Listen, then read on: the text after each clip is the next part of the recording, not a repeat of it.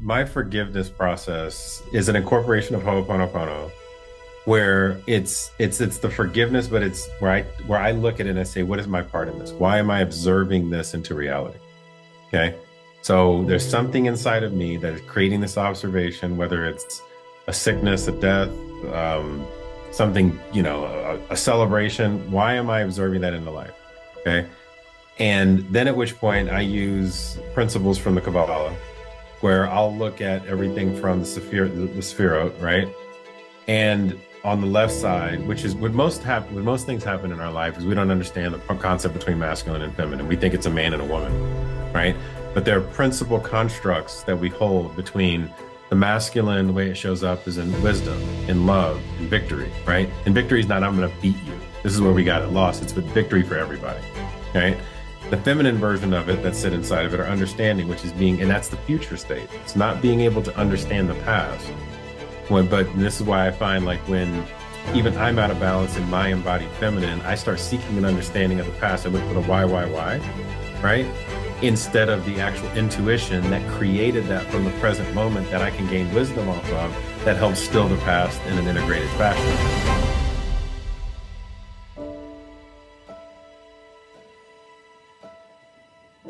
Before we embark on today's conversation, I want to pause for a moment to soak in the immense gratitude I feel for each and every one of you.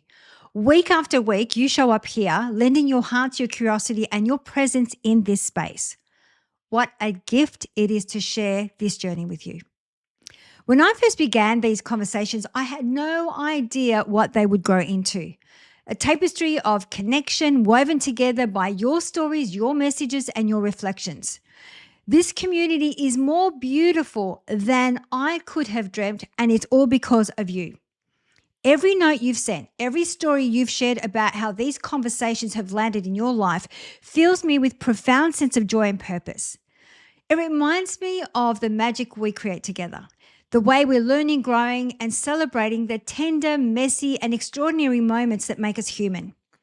So as we look ahead to 2025, I am so thrilled to share that there are even more luminous conversations, soul-stirring guests, and transformative stories waiting for us.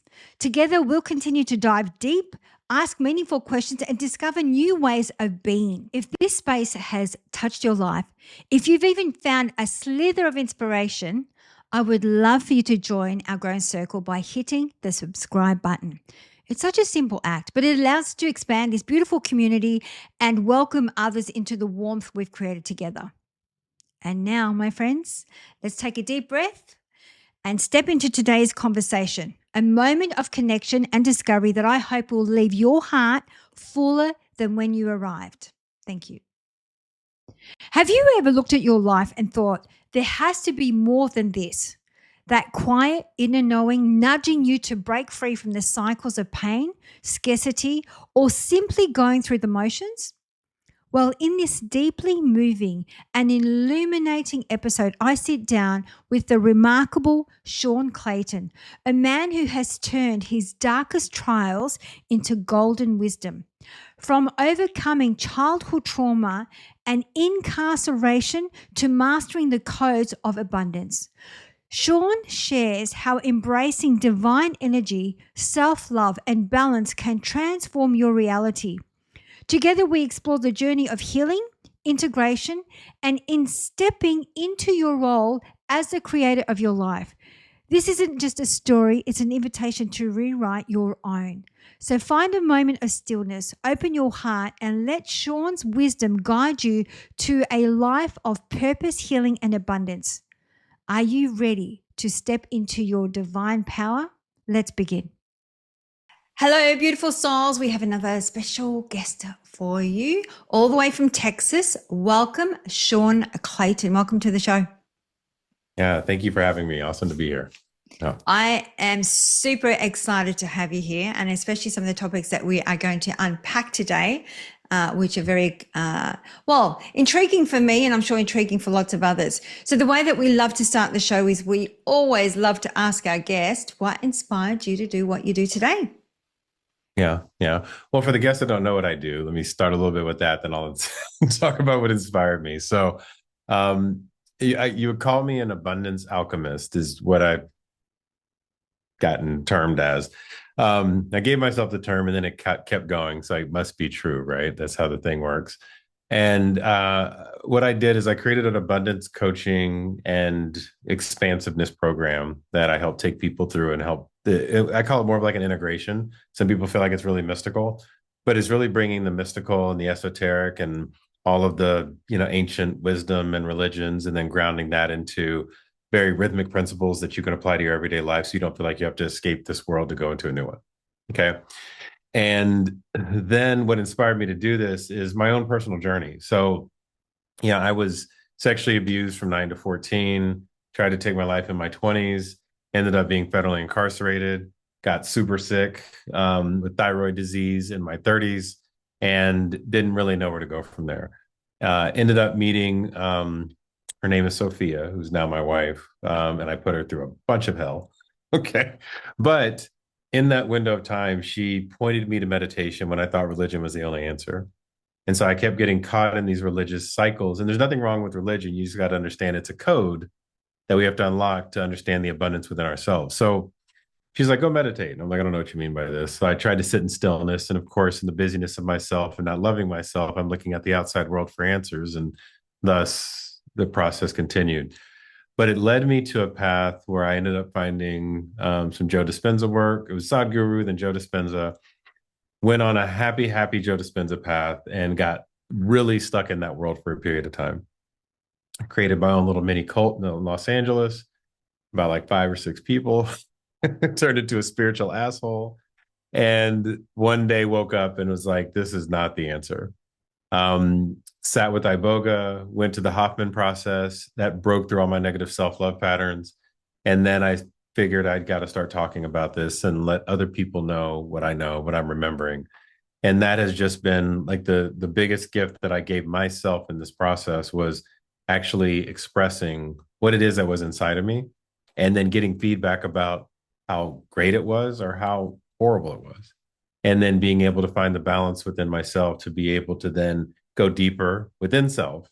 And then those answers started to pop up, and then more beauty just started to arise. And so a lot of this knowledge that has come in for me, it's like all of a sudden I'll go into a bookstore and there are 3 Rudolf Steiner books sitting there. And it's not even a bookstore that would have this stuff.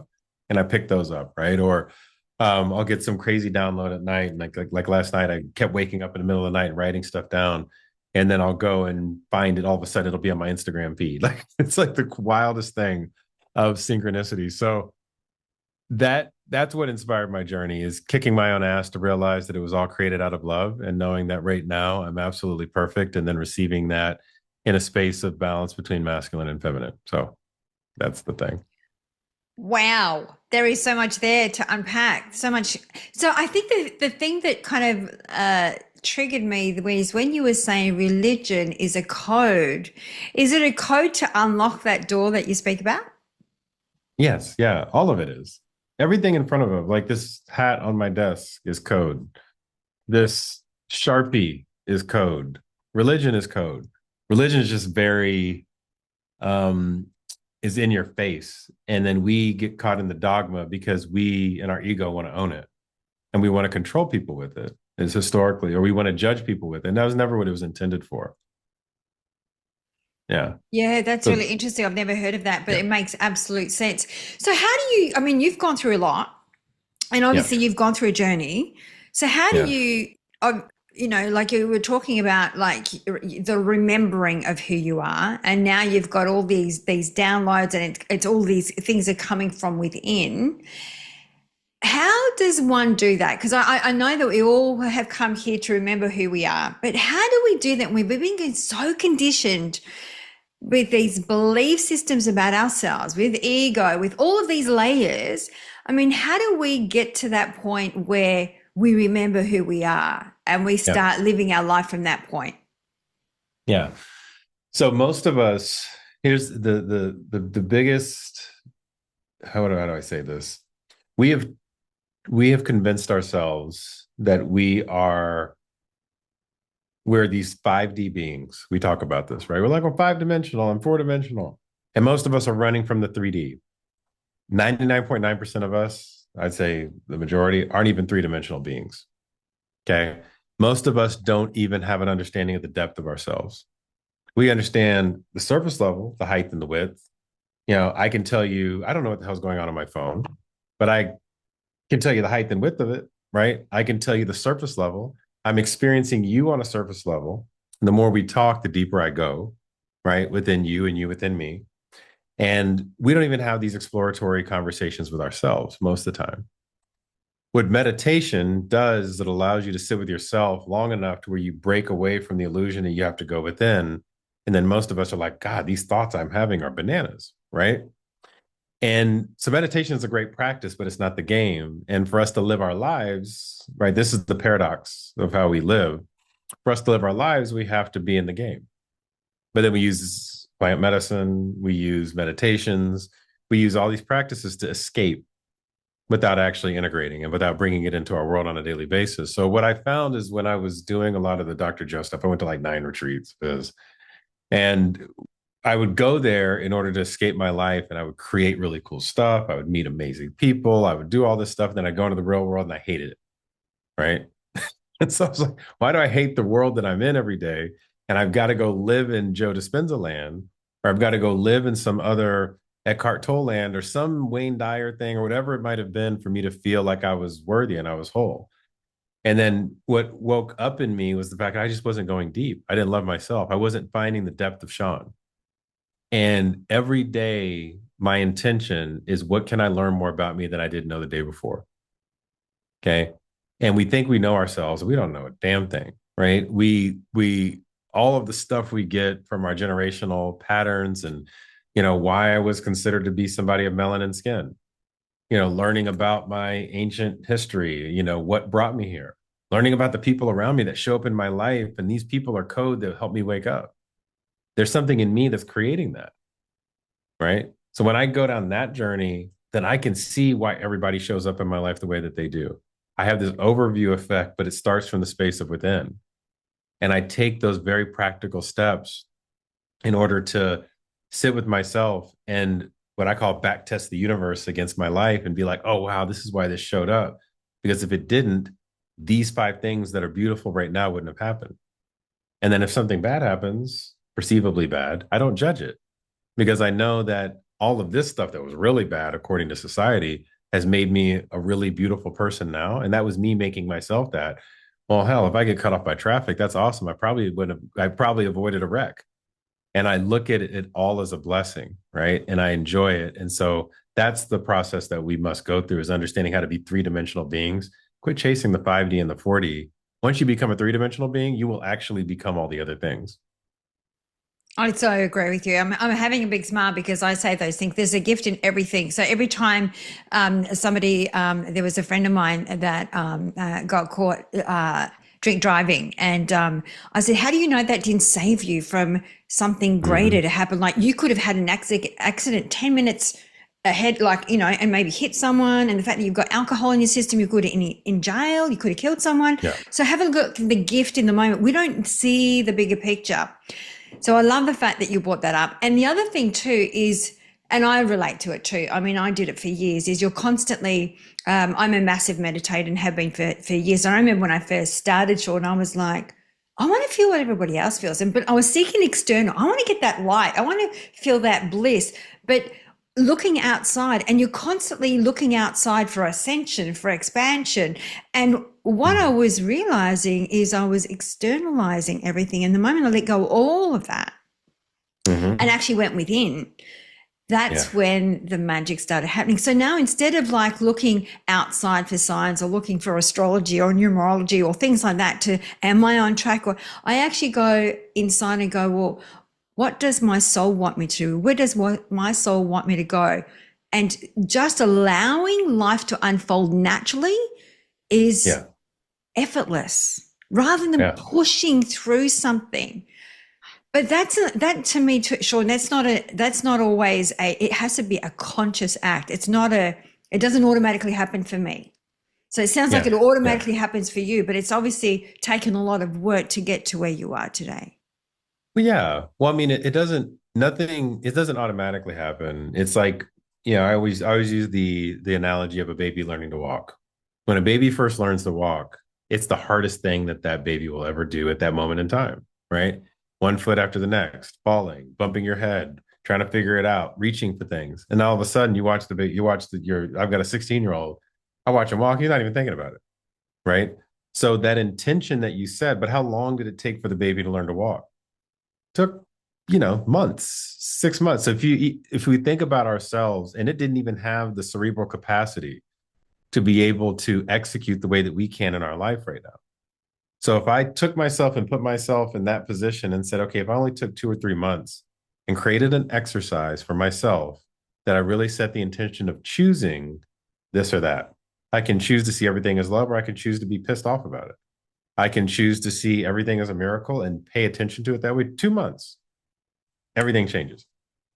It doesn't take long, right? So like whenever I coach somebody, it's like, hey, we need to do 9 weeks. After 9 weeks, your life will be completely different if you take the intention and really walk down that path. And it happens every single time. No different than a baby walking.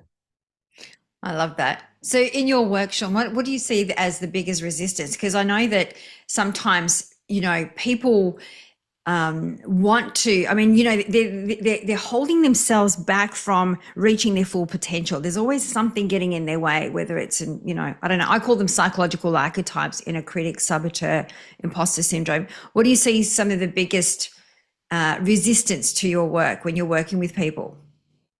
Yeah, I see. That the first thing that I ask somebody is, what's the most real thing in your life? The fact that they see the illusion as more real than what's inside of them, that they are not the creator of their life and they're a victim. All the stuff that you talk about, the imposter syndrome and everything else, is a product of that. The karmic cycles, and not the karmic like you do something bad, you get something bad to you that's happening. It's the fact that you're sitting at the seat of effect and not the seat of cause in your life. So when I can help show somebody that, like, right, like the first thing I'll ask somebody, do you not realize right now that you are me talking to me and I am you talking to you? And if they're like, no, I can't get that. I'm like, okay, well, we're going to get there, because we are each other talking to each other. We're all one unified thing. So then when we have that conversation and then we map ourselves back to that moment, and then helping individuals understand where the original source of trauma came from, then that opens the door. Because then they see, oh, this is why I created this human experience, so that I can actually go back and heal that original source of trauma. And when I can do that and move myself from I to we, everything changes. That is so true. That is so true. And I see, and the reason I was asking the question too, Sean, is that I see that, and I'm in the believer that the external world is a reflection of our internal world. And if you're not happy with something in your life, then you can't change other people outside of you, but you can change Right. yourself. And the biggest resistance I see in that, Sean, is accountability. People find it so easier to blame the parent, blame the boyfriend, the girlfriend, the boss. That's why I was asking the question. I see that accountability, like it's almost like it's freeing, the accountability. It's empowering once you get there. But I find that that's a really big resistance. What are your thoughts? Yeah. Yeah. And I call it, it's that ho'oponopono. It's total responsibility. So accountability, total responsibility. I always tell people, you are responsible for everything that you create. And then we map that back to quantum physics. It's like, you want to see a study on this? We can go down this. Roger Penrose, we can go Stuart Hameroff, we can go through any of these physicists that are current, or we can go back to, the delayed choice quantum eraser or the double slit experiment, and I can show you how your thoughts create reality. So if that's the case, then can you not understand how you're responsible for everything that's happening in your life? Because thoughts become things. And therefore, if you can't take responsibility for just the little things, the mess in your house, right? The incoherence, why my shoulder could be hurting this day. And it's on the left side of my body. It's the feminine side of my body. It's up top, therefore it's aligned with my throat. I'm not speaking my truth. I'm not receiving the feminine energy in my life. And those are all energetically connected. You're not taking responsibility for it. So then at which point, to your point, the accountability ends up falling short, and then people end up blaming everybody else. So the first thing, this is why I always tell people, even at the end of my videos, it's, thank you and I love you, because that's part of the Ho'oponopono statement, is that every single time I'm taking total responsibility for every comment that I get that's positive or negative, perceivably. I'm taking total responsibility for, it's not the algorithm that gives me a bad video. It's me. right? I'm observing that. I doubted that. I had a hesitation about it. I didn't stand in confidence and know that that was going to be truth. I take total responsibility for, if, the other day, my dog, my dog's leg had a whole problem with it. And, I take responsibility for which leg was it? What energy have I been giving him? And how can I heal that? And then miraculous things happen when you do that. Because then the leg that was broken healed within a couple of days, makes absolutely no sense. That makes so much sense though, because I believe I've got 6 dogs. So I believe because I have every time something I purposely don't want to be around them when I'm, let's say, feeling less than perfect. I don't really ever get sick, but let's say I do work hard so I can get a little bit run down. But I swear my dogs pick up on anything that I have, whether it's stomach, then they have a stomach thing, whether it's Mm-hmm. anxiety, then they have anxiety. So they absorb. Dogs absorb. Yes. Yeah. Yeah. 1,000%. Yeah. That's why they Yeah. live a shorter life. They're like the most empathetic things in the world. They take on all of our stuff, and we are there to help alchemize it from them, and they'll live longer. I love the fact that you brought that up. So you were talking about Honopono. I can never say it, even though I went to and studied Huna every year in Hawaii for about 5 years. I still can't say it. For those that don't know, it's a forgiveness practice. Yeah. Yeah. Yes. And Yeah. so it's interesting about, and I'd love to unpack and better understand your forgiveness process, because I know that for me, when I was doing it, what kept coming forward was the very thing I was forgiving, that the picture, the visualization, that energy was kept coming forward, which triggered the remembrance of the very thing I was trying to forgive. And it Mm-hmm. wasn't until I stopped forgiving, because I thought, well, this is not working for me. I'd love to hear. I thought, this is just my experience. And I thought, I Mm-hmm. can't keep doing this because I keep bringing back the past into the present to forgive. So the moment I went, I accept what took place and I play part in it, or my soul chose it, completely transformed everything Yeah. from my Yeah. experience. What are your thoughts? Yeah. Yeah, no, that's beautiful. So my forgiveness process is an incorporation of Ho'oponopono, where it's the forgiveness, but it's where I look at it and I say, what is my part in this? Why am I observing this into reality?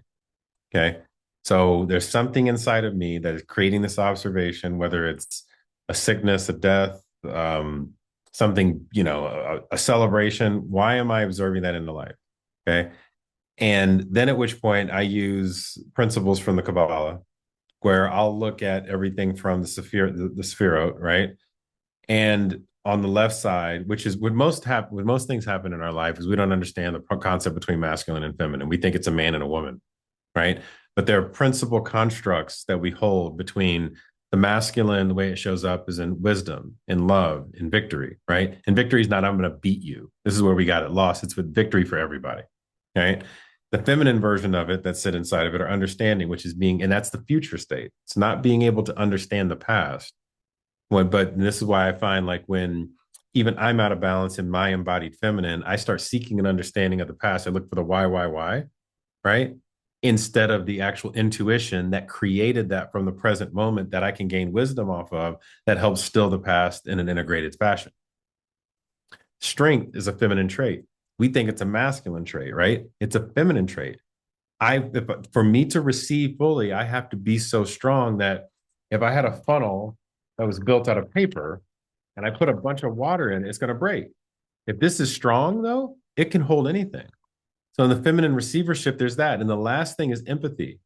And this is where forgiveness really transcends, because one, I have to understand the future. I have to know where I'm going. I have to be intuitive while I'm being still enough in my wisdom. I have to be strong enough to be able to hold anything that's coming to me while also loving and understanding why I created it to love myself. And then I have to be empathetic enough. Sorry for the middle finger. I have to be empathetic enough to then be able to create victory for the all. So I have to look at everything, instead of it being me, and it's Sean, right? It's we.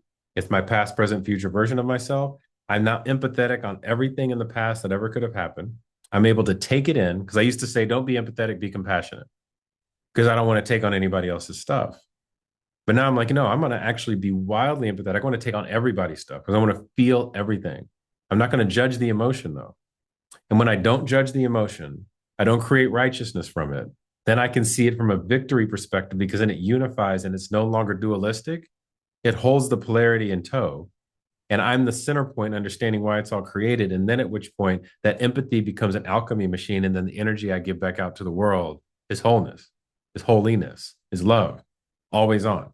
And that's when it centralizes back into that center point, that beauty that sits in the middle as a balancing. When all that comes together, converges to beauty, and then it drops into foundation. And then we're able to hold the light. That's my I, forgiveness practice. I've just had an etheric slap. So thank you, Sean. Wow, I've just had a moment because I've not ever heard anyone describe it in that manner, because I've always looked at it, because I remember a long time ago somebody said, because I'm very much a giver, action orientated, and that's how I learned about the feminine and masculine energy. It was more about receiving and giving, but not as beautifully as you described it, by the way. But what you were talking about, the dichotomies, it's not a gender thing. It's more of they have essences within themselves. But you're talking Yeah. about being the observer of knowing they coexist, but being right in that middle point is where the Yep. beautiful. Because it's interesting. I'm a massive empath, and I used to think it was a hindrance rather than Oops. superpower, because I carry it on. I carry people's stuff. But in the same token, as you were saying, because we've got a positive psychology coaching academy. We have 3 principles, which is non-attachment, non-resistance, and and non-judgment. Thank you. Non-judgment. But to live and breathe those 3 principles, easier said than done. Yeah. No, I know it. I know it 100%. 100%. Yeah. Yeah. So, Keep going. yeah. So I'm curious about, abundance, because I know that's kind of your thing. And I know Mhm. a lot of people at the moment, there's especially in the space that I'm in too. I do a lot of corporate work as well, and I'm seeing a lot of people being laid off and worrying about money. I see it from a collective perspective as well. It's like a collective consciousness about scarcity mindset rather than abundant mindset. So I'd Yeah. love to maybe start with, what does abundance truly mean, and then let's unpack that. Yeah.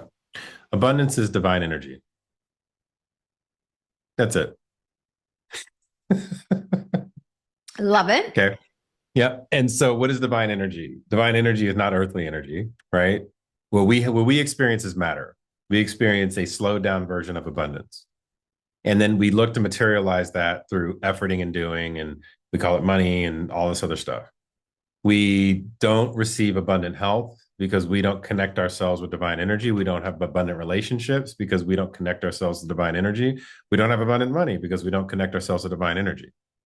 So if we're looking at the world as the arbiter of how we create wealth, relationships, and health, and we're not connecting to divine energy, then you're never going to be abundant. Okay. Okay. So then how do Okay. so what's the trick? How do we then create to the energy you speak about, to maybe, and we're talking about beyond material wealth, by the way, too. It's not just Yes. always, because it's like you said, it's physical, it's a whole Yeah. raft of things. Yeah. And what else? What I'll mention, material wealth and money is just a trap. That's why they say, what is it? Money is the root of all evil. Okay. Because it's not the money, it's the currency and the flow of finances. It's being a loved, an energy turbine, able to move this stuff around. We're here for that. Okay. We are here to take everything, the energy of the divine, right? Because are you familiar with the concept of Abraxas energy? Have you heard of this before? I have heard, but I'd love for you to explain it. Okay. Thank you. So Carl Jung talks about it in a lot of his books. And what Abraxas energy is it's this, and Rudolf Steiner talks about it a lot too, is it's this energy that sits between the Elohim and and they call it light, they call it Luciferian energy, and aromatic energy. And we've judged Luciferian energy. We call it the devil. Ahrimanic energy. Have you heard of Ahriman before? Okay. So Ahriman is the god or the devil of the material world. Lucifer is the god or the devil of the light world. And then you've got Abraxas that sits in between it. Each one of us is Abraxas energy. We are the threshold that holds the light and brings it into darkness, and holds the darkness and brings it into light. And this is Christ consciousness. This is Buddha consciousness. This is all of that consciousness that is this threshold God. We are all these versions of gods that can bring the light and the dark, and we translate it and move it back. Okay. So with that said, the energy of the divine is all of it, and being able to bring it back and forth. It's not just this Ahrimanic energy. It's not just this Luciferian energy. You know, a lot of people will judge those terms because we've been taught to judge those terms, which is kind of the trick. When you can honor those terms and see them all as love, you're like, oh, okay, these are helping me. This is even why Jesus said, Satan, get behind me. It wasn't Satan, right? Get away from me. Get behind me so I can lead you. Okay. So the divine energy, to get to that point, the abundance is being able to sit as that Abraxas energy, not judge and have righteousness over the darkness, not judge and have righteousness over the light, creating unity in the duality of all that exists, understanding your holy trinity. You have a trinity that's coded for you. And you actually have a masculine and feminine version of that trinity, which is why the Merkaba and the Star of David and all this other stuff exists. It's a sign and a symbol. And when you know how to walk in your isness, all that happens at that point is the divine energy rolls into you. And you'll just have days where you test yourself. It's like, oh, I lost my job. What does that mean? Why did I lose it? Well, probably I was out of my purpose. Maybe I was out of integrity. But then I can use that as a lesson for me to get back in integrity. And when you see time as an illusion, you start to curve time by when you stand in integrity, you receive the light, you become that Abraxas energy, all of a sudden the entire illusion changes and you become instantly wealthy. And wealthy, not just in finances, wealthy in health, wealthy in relationships. All of a sudden, people will just start recruiting themselves to you, and then everything shifts. It's the wildest thing. And so to show people that they are the creator of that version of the illusion, and they can be that Abraxas energy that holds this light and dark together. And then when they do that, it's like nothing but love. The illusion will start shifting itself. And I can give you several examples. This has happened to me in my business recently, where it was like, oh, okay, like we wasn't anything out of integrity of myself. It's like we started doing like political advertising, and we went super deep on the political stuff. And then it was like we knew that it probably wasn't the way that we needed to be going as a company. So then at which point all the political season stopped, as we see in America. So I have a marketing agency too. So this is that part of my life. We saw all this stuff happen. I sat down with the team. We started to say, okay, what have we done that hasn't been in integrity? We recognize it. How can we get back in integrity? Literally the next week, a massive client comes through, fixes everything. And this happens all the time, but it's like we have to recognize and take total responsibility for our part in why things didn't work. And then now abundance just starts to flow. And it's always there. It's just sitting there waiting on you to like get out of your own way. I love the way that you describe that. Sorry. Yeah. And then you just kind of collect and make it, you change the vibration, you change the frequency and the energy around everything within self, and it changes the whole picture. I could relate to an incident for us as well in business where we were working on a project and it was meant to be a 3-month project. It went for a year, and it just kept going, one thing after another that just kept going wrong. And then I sat down with the team and I said, all we're focusing on is what is going wrong. So we're projecting more of the wrongness into this project, and we keep receiving more of the wrong stuff. Let's shift our consciousness and our way of thinking and start looking at all the things that are going right. And I swear, Sean, within about a week, maybe less than a week, it shifted. And that was purely from us shifting our level, our mindset, our level of consciousness. Stop focusing on all the things that are going wrong. Let's start looking at the things that are going right. And it was amazing, the shift. Yeah. Yeah. It's really, really beautiful. Really beautiful. Yeah. But how do you do that? So, I mean, it's easier said than done, right? Because, I mean, sometimes it takes you to be like on your ground, on your knees at the bottom, like, for you to start going, well, What do I do? I mean, it starts with you. You know, even like I hear it, like some people are really in, you know, debt up to their their ears and all of those things. How do you shift your mindset like that, like to help you not, because we are abundance. We are Yeah. abundant. It's not we are abundant. So how do we shift our mindset so we can tap into that beautiful energy so we can start shifting things around for ourselves? That Yeah. takes a lot of I mean, consciousness in itself. it does. It does. So a lot of people say, well, like I love Eckhart Tolle. He talks about, the present moment, be here now, Ram Dass, be here now, the generous present moment. And when you are in your sympathetic nervous system, you cannot get into the present moment. It's just that, the amount of practice you have to go through to get there. And then even when you're there, you're thinking about everything else, it doesn't work. So there's two paths I take people down when they are need to course correct this and to create the stillness in their life.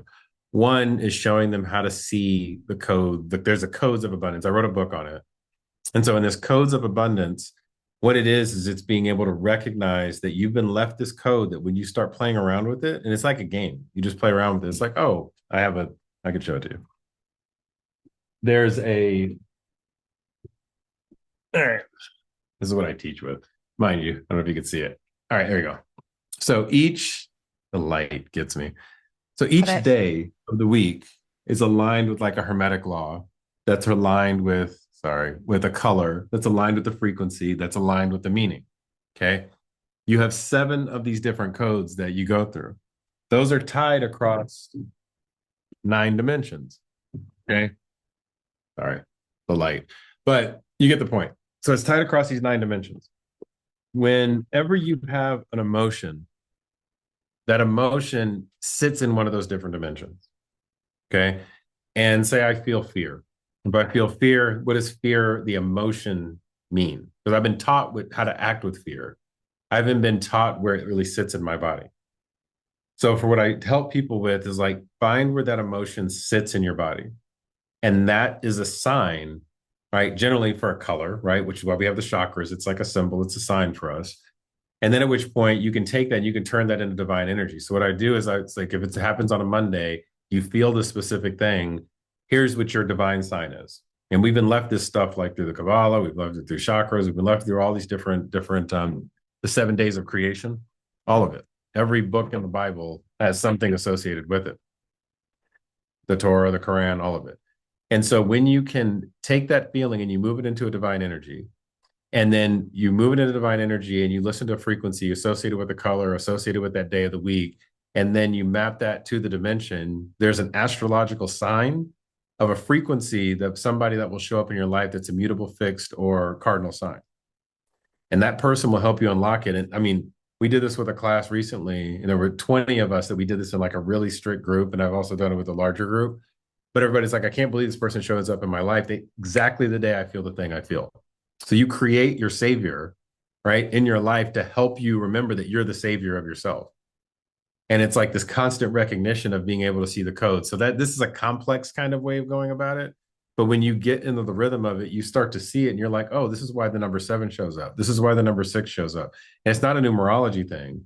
It's just seeing that you're saving yourself, okay, from this taught feeling, this emotion, because emotions are nothing but taught feelings, right? It's like you were taught what to do when you feel love. You're taught what to do when you feel angry. You're taught what to do when you feel grief or guilt. And you're just judging it. And so there's that. The other thing that I take individuals through is for them to be able to then break down their trauma responses. So there's actually a really fast way to move through trauma, but most people are like, Sean, I don't want to do that. So the fastest way to go through trauma is to understand the original source of trauma. Where did that happen? That happened at the creation of the universe, because the God all divine lives beyond space and time. However, it was looking to create an experience for itself to understand what space and time could be, which is why we have these first 4 dimensions, right? So it did this, and then it splintered it through the entire existence of infinity and eternity. And in that question is a hesitation. That hesitation is missing the mark in original sin. That original sin, we then embody that as a version of God to understand how we can go through the process of forgiving God. And not because God needs forgiveness, because God's already solved the whole thing. Like it's already done. It's for us to recognize and release the judgment that we've had against any version of anything that God's ever created, which is us. So every time we get mad and we judge something, we judge ourselves, we judge God, we take a piece of God and we say, okay, I'm going to turn that into this devil, and then I'm going to gaslight God. Right? Literally, I gaslight God and call it this other thing. And I'm the one that was part of it that created the whole time. So I just got to go back and forgive it. I merge back with it. I take total responsibility for everything I ever created beyond space and time. And now I'm back in one with unity.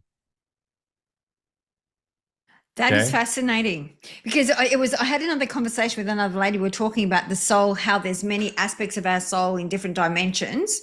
And Yeah. and she was talking about healing trauma, that once you start healing the trauma, you're actually calling back those Yeah. lost parts of the soul back to the center, and then you're able to create something completely new and different. It's just another way of, so it's just another way the way that you described it, which was amazing. So you're, because I mean, I've been dabbling into astrology for a long time in numerology, so it doesn't really matter. You don't look at somebody's chart or numbers. This Yeah. is just these, because they are it's a language. Astrology and Yeah. numbers is just a language. So you're just looking Yeah. at it from a language perspective when you're talking about the codes. Yes. Yeah. Because there's this whole thing going around. Have you heard of like the 12 stranded DNA and the base 12 Yes, system and all yes. this good stuff? And people are demonizing the base 10 system. Well, the Yep. base 12 system lives inside of the base 10 system. And if you look at like the chart of astrology, you have, the way that I look at it is you have a hemisphere of, the six signs below, the six signs above. And the first six signs, you have one, two, three, and you have 10, 11, 12. Well, 1 plus 0 is 1, 1 plus 1 is 2, 1 plus 2 is 3. It's still 1 and 3. Okay. Each one of those signs are fixed, mutable, and cardinal signs that sit above the equator that create our material world. Okay. And that is the first six, but it's only nine numbers, because then you go below that, you got 4, 5, 6, 7, 8, 9. So it's only nine numbers that sit in the astrology chart that are the base 12 system. The circle and the entity of the 13, as we would call it, right? Or the 10, the 10 and the 13 are the same number, are the wholeness that encompass it, or the observer that's looking at all of the different perspectives, which is just the code of Christ having 12 disciples, himself looking at it and saying, this is the whole thing. Okay. So that whole deal is just, once you understand the frequency of each one of those numbers that sits inside of it, that's associated with each one of the signs and how they show up in the world, it gives you a signal of how to move based on what resistance that you're getting in your life, because you're creating it. It's like all it is just teaching the code of the program that's been left for us. And there's no possible way that me as myself will ever figure the whole thing out. But I get little snippets of it, and then it starts to harmonize and create consistency based on the divine flow. And then you just ride that wave. So, because the thing is, it's not. I mean, I know everyone uses language, whether it's astrology, numerology, doesn't matter. I Yeah. think that it's almost use it as a predictive tool. This is what happened to me last time when these energies were available or present, but it's not. It's not really. Does it prepare you? Do you look at your week ahead, Sean, and go, "Well, this is what's about to happen," or do you more look back at what took place and then you're starting to join the dots? So what I do is I take the wisdom and ground and integrate everything that I've done. I take each day of the week, and I know that, like, for instance, I have, I won't pull it up right now, but like, for instance, on a Sunday, it's a creation day. So I know on that day, this is what I'm supposed to do. I know that on a Monday is the day that I create the meaning. I create like what I'm going to do with that week. And everything moves in cycles of 7, right? Inside of like our calendar, right? You've got, if you go from, it's 7-hour increments, which is aligned with the 7 planets and the 7 days of the creation, and the whole thing just goes in 7, 7, 7, 7, 7, 7 over and over and over again. And so I'll take those and understand when those frequencies of 7 take place, and then I'll lean into that. And it's almost just like knowing, okay, this is what the wave looked like last time. And then I just learn how to ride that wave, and then I stay on that. And then I show other people just how to stay on that wave, because it's just this frequency. It's just like a divine flow. And that's the energy of the divine that we're supposed to tap into so that we can alchemize it. And we just like learn how to surf. And all this code is just being able to see it. Because most people, like the Tower of Babel, what it is, it broke it all up. So we'd have to go seek it out from 900 different places, right? and then bring it back together. So like what I teach is that, well, it's Hermetics that's tied to Buddhism, that's tied to Hinduism, that's tied to Christianity, and all of the Abrahamic religions that spin off of that, right? Islam and Judaism and the Kabbalah. And so you take all of that and you figure out how it fits together. And it all fits. Like it all literally all comes together in like a unified source. And we're just here to reconstruct what we lost when we tried to seek our own ego, thinking that we could individually get to heaven when we had to unify to get there. Yeah. It sounds so complex, Sean, but I know because I know just from the things that I've dabbled into, like I'm sure people are Yeah. listening to this going, my brain's just exploded. But I the know. thing is, there's such synergy. It's like the more that you bring other elements in, you can see it's that's why you say it's alchemy. There's a real alchemy to the blending and the synergy of the information. You'll see. I find that, and I mean, I'm not as nowhere near as intelligent as you and as educated as you, but I can see that the more that I bring in information, I can see the blending, the synergy, and they're actually all from the same source. Yeah. Yeah. Well, you are as intelligent and as educated because you are me. Oh, yeah, I know. Yeah. I knew you were going to say that. Is it as those words are coming out because we are one, right? So as I said that, I bet you he's going to say that to me, which is really interesting. So I love the fact that you said that. Thank you. Yeah. So the other thing too is another thing that I hear a lot of people, and you talked about fear. I always say fear is false evidence appearing real. It's only a figment of your imagination or an illusion. But there is so much uncertainty in what's to come over the next couple of years. And I think, everyone has gone down their own rabbit hole. How would you help those that are listening navigate through that fear and uncertainty? Yeah. So what the fear and uncertainty is only because we don't know ourselves. Okay. Where this to me is the most beautiful time to be alive because we have created so much entropy, so much chaos that the illusion is so confusing that we have to center ourselves. And this is why we're on this awakening. It'd be one thing if there were 200,000 people trying to figure it out. There are 8 billion people literally like losing our shit. Okay. We are at a time when it's, from a cognition perspective, we're the weakest we've ever been, but we have the most potential in that space of weakness to become strong. And we're only weak because we keep thinking that what's outside of us is more real than ourselves. Okay. And so I've had all of these downloads about what's coming. And it's not as, to me, it can be really scary if we decide that, hey, we're just going to like fold it up and really keep chasing after the entropy. Right. And we're getting this little mini example of what like a tiny Big Bang would look like around what self-destruction could potentially be. And we can do that. Like that's an option. We can also say, you know what, I'm not going to do that. And we go within, we learn how to harmonize as unity, as humanity. We literally become three-dimensional people of what we've just been like, we've been given all this the whole time. Like, hey, you've got height, depth, and width. You should probably use all of your gifts. And I'm going to sprinkle a little bit of time, but the time is just for you to remember yourself. Right. I'm going to keep creating. This is the divine. I'm going to keep creating cycles so that you guys can stop the cycle and come right back home. Okay. And when you do that, everything changes immediately. But we keep looking at it and saying, fuck that answer. Pardon my French. I'm going to go chase the outside thing. And So true. and all we have to do is quit being victims. And so and it's easier said than done. I get it, but it's also not easier said than done.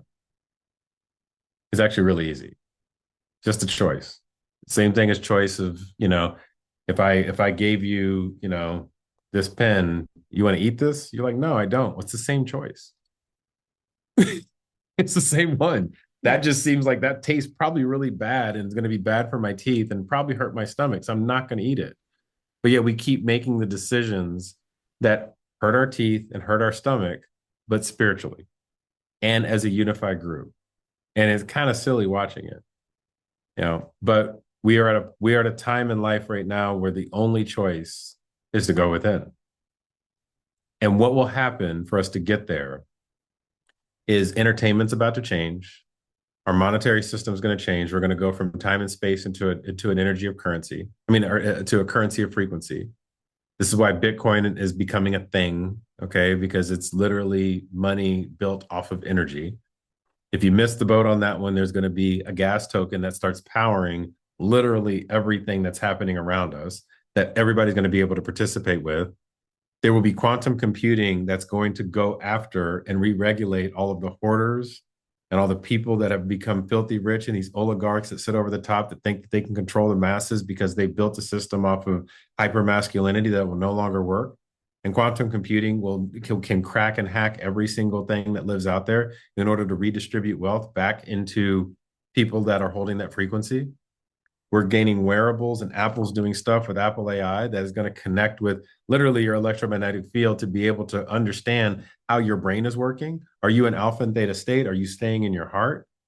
We use blockchain in order to then take every action that we take, put it on a ledger to say, are you actually staying in integrity of the things that you're doing? From your thoughts and your feelings and how you show up in the world, literally telepathically. And those that stand in that space out of wholeness and love will be rewarded by this system that we're building. That's what's going to happen over the next few years. And it's an unstoppable force. I know it might sound a little crazy to people. It's an unstoppable force, but the stuff is like literally, and AI is a tool that we're giving ourselves to free ourselves so that we don't have to do the monotonous work that we've been doing. And it'll take those little jobs and whatnot, and we think it's going to be a war against the machines, but no, the quantum computing is here to actually save that so it can put everything on a ledger and have a governance protocol so that this machine doesn't end up losing its mind. And it's only going to be for the benefit of the all, which is tied to this whole concept of victory. That's a lot to take in, Sean. Just sitting there going, wow, wow, wow. So absolutely. And I think that's still scary in itself, right? Once again, it's about letting go of the old, letting go and being open to the new. I mean, it's massive, even from an astrological point of view, there's going to be some massive changes next year anyway, some major planets shifting into completely different signs. So you can see already some of the stuff that you're talking about is what's going to be unfolding. But at the same time, it's to go within and really connecting with that intuitive intelligence or that inner wisdom. Once again, it's sometimes it would be because we get caught up in that rut of working, it's I see it all the time. I mean, we talked about it before we came on the show. I'm French, and so when my cousins come here, because in France it's joie de vivre, they know how to live life. Everyone has part-time work. There's nobody there that I've met had a full-time job. When they come here, they go, wow, you guys work way too hard. Mm-hmm. And I see that in the US, I see that in Canada, I see that in the UK. So we are caught on this autopilot, which is all that unconscious stuff, and replaying out our programs and our patterns. And so, it can be quite complex. And then no wonder we see our world as complex. So how do we, I know you have to slow down, don't we? You have to slow down and go within, and we're building that light from within, which is actually we're creating what's coming anyway, right? To assist us for the expansion. Yeah. And what I've noticed is the wisdom that we're creating for ourselves is all the old systems don't work anymore. They just don't. Like, you can take all of the antidepressants, they're not going to fix you. I mean, they actually kill you now, and then you can go and seek whatever external guru, right? But those aren't the answer. You can seek after some entertainment. Nothing is going to get you there anymore. And so all of the systems around entertainment and media and news and what people are going to get rewarded for is authenticity and vulnerability. Okay. Once we move into true authenticity and vulnerability and full surrender, which is going to happen, and it'll be shown through our entertainment, through our music, all this stuff's about to change. And those will be the signs that we give ourselves. And so when people start seeing, okay, well, there it is again, there it is again, there it is again, that becomes the consensus reality, because the truth of it is if we all said right now, every plane in the sky would stop flying right now, they would all drop out of the sky.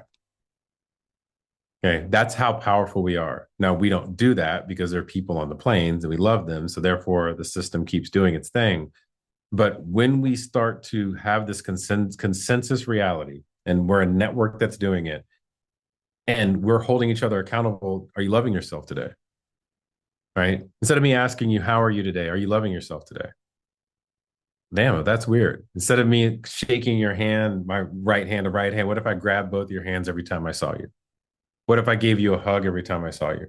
A person brand new on the street, right? What if we increase the intimacy honorably, and said different words to individuals? It would start to shake everything up, but that would become the new normal. And then at which point, the ability to remove the resistance that we're afraid to go within, we'll go within super quickly. This is why I started talking about my sexual abuse story to people. I was like, yeah, I was sexually abused and raped between 9 and 14 years old. And I can say that without freaking out. But like you feel it, right? I know what that felt like. Mm. And you look at it and you judge it and you're like, well, that got to suck. But no, but why wouldn't be me now without it? I was just So thinking, then we, bless you.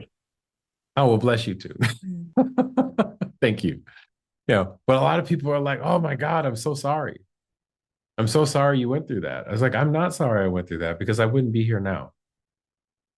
I'm not sorry that the times that I, stubbed my toe or the times that I tried to slit my wrist or I did, or the time I put the gun to my head or the time I was incarcerated. I'm not sorry for any of it.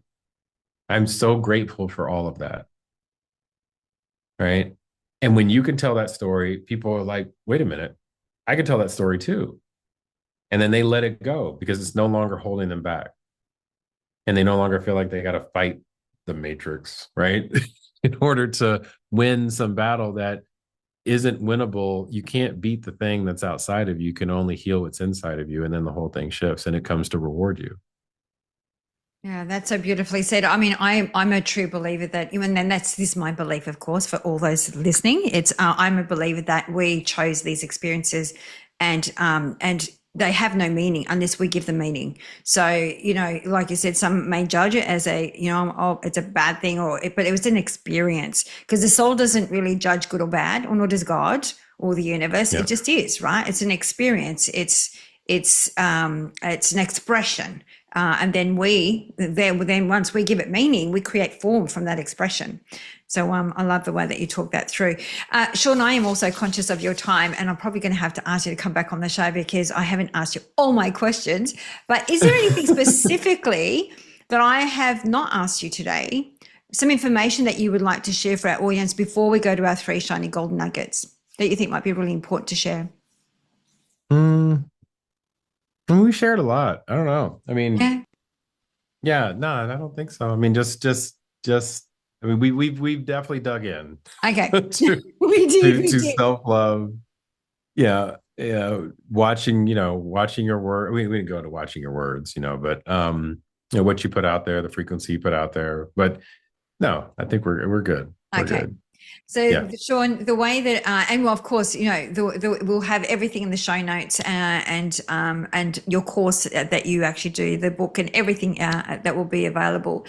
The way that we wrap up the show is we always love to ask our guests to leave 3 shiny gold nuggets for our audience. They can be 3 practical exercises. Yeah. So one exercise that I would talk about, well, shiny gold nuggets. One, what I tell people is that there is no they. There's a lot of, especially in the spiritual community, there's a lot of it's them, it's they, it's this larger power, it's the Illuminati, it's all this other stuff. So one, when you recognize there is no they, you created the they, then you got to seek out why you created that. Okay. So for any of us that are chasing after this whole they concept and you're using the they and them, you're just gaslighting yourself. So I would recommend individuals to hold back on that.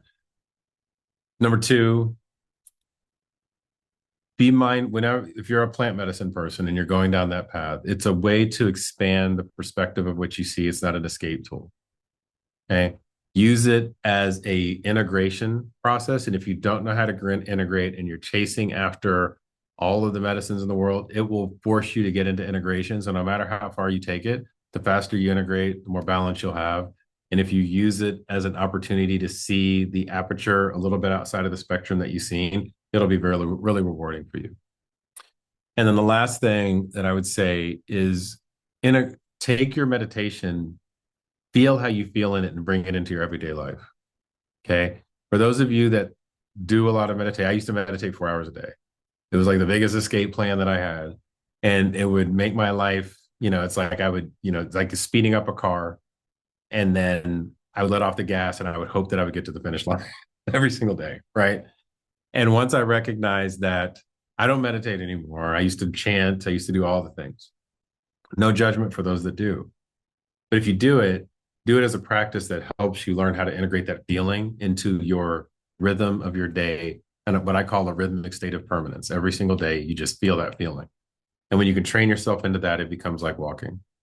So those would be the three gold nuggets that I would leave for the audience. Love all three. Thank you so very much. Love them. And I really am a big advocate about meditation as well. It's not that you have to sit there, like you said, 4 hours and be Buddha. You can do it a very short time, even 10 minutes every day, as a way to connect and activate with what's within Yes. you, which I love that. So thank you so very much. Where do you hang out the most, Sean? Where do I hang out the most? On social media. Oh yeah. So I mean, I on yeah, I mean Instagram is my jam. Abundance 10,000 is the handle. I've got TikTok. I don't do much on it, as much as I probably should. And then on YouTube, I've been spinning up something about every 10 days. So that's getting a bit of a rhythm there. So a little more long Great. form. Well, we'll have Yeah. everything on the show notes. I can't thank you enough. It's been Oh, fascinating listening to you bless speak you. and going deep, like really deep, but bringing it all together. I loved it. So thank you so Yeah. much for your time, your energy, and your wealth of wisdom, Sean. Thank you. Bless you. Bless you. Thank you. Thank you. Yeah. Bless you.